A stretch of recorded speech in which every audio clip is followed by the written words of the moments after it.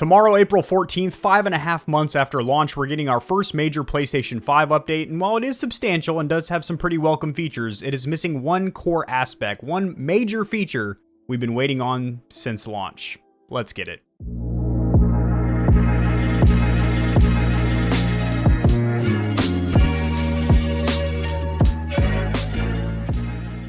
The first major PS5 update due to launch Wednesday, April 14, which brings players the ability to move PS5 games to an external hard drive. If you're thinking, well, we could already do that.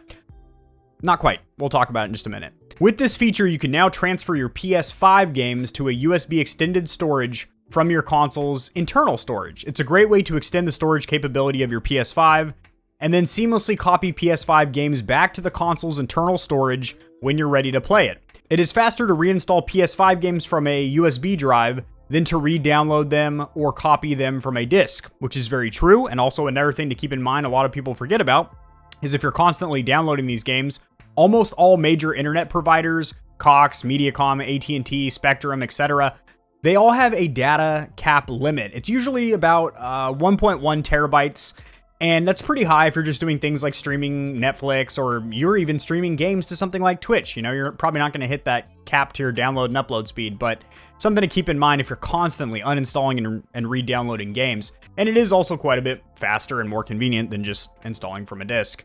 While you won't be able to play PS5 games from the external hard drive, this is a huge bonus for PS5 players already feeling the pinch of the console's SSD size, 825 gigabytes, and not all of that is usable. And there's an article right here, which I do advise you fellow PlayStation 5 owners read this here, that will show you supported hard drives. Basically, what you need to look for when you are purchasing a hard drive or using one you have laying around is that it does have super speed, marketing gimmick name, 5 gigabyte plus read-write speeds, and a minimum of a 250 gig capacity, which is super small. Most external storages are at least 500 gigs, if not a terabyte, 2 terabyte, or 4 terabyte. Those are the most common sizes you'll see. This update will also bring SharePlay across generations, giving PS4 owners a chance to sample their friends' PS5 games. So, I like how they worded that. That's not exactly how that's going to work. It's not like they're going to play PS5 native exclusives on their PS4 or anything like that. It's games that are playable or buyable on PS4 as well.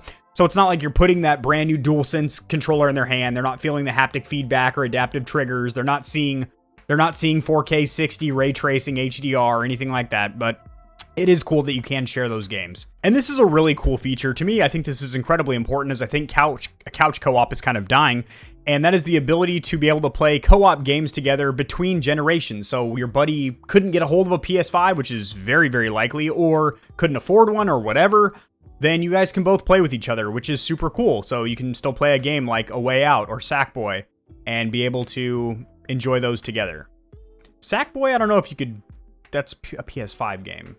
Anyway, I'm not sure how that would work. On top of that, there's also a new feature called Request to Join Game Session, which blog claims will reduce, they have those in brackets, I'm not sure why, the time it takes for you to get into games with friends. So I haven't had any issues hopping into games of like Apex Legends, Warzone, Night Fort, as the kids call it, or any other multiplayer games I've played on the PS5 thus far, but hopefully this will speed the time up even quicker, which would be great. A raft of customization options that are being added to the PS5, including an improved game base, which allows you to turn on notifications for individual parties you're in.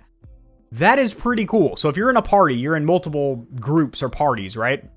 And one of the groups that you are a part of, they just constantly are talking and spamming text messages in there and stuff like that. You can kind of limit the notifications that come through and then just focus on the one that you're actively playing.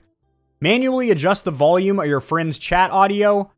That is incredibly welcome, as that is a huge problem I'm having on the PS5 every time I play Apex Legends on my console, which generally, of course, I'm on PC if I'm playing something like that, like a competitive first-person shooter or VR, but when I do try and play it on PS5, I have the chat volume maxed out at 100, and it is still incredibly quiet compared to my game sound. I've read a bunch of forums trying to find an answer, and basically the consensus is, yeah, deal with it, sucker. So now you can actually crank up the volume of your friend's chat audio. And, you know, my friends are like, yeah, my mic's on like a good volume, and any higher I'll be clipping or popping. It's not on their end.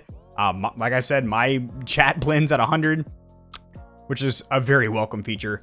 Customize your game library, magnify your screen through the console settings, and customize what type of trophies your console will take automatic screen grabs of. So there's a cool feature where you can take a 15 to 30 second clip or a still screenshot every time you unlock a trophy, but it just happens anytime you get any trophy, a bronze, a platinum, whatever.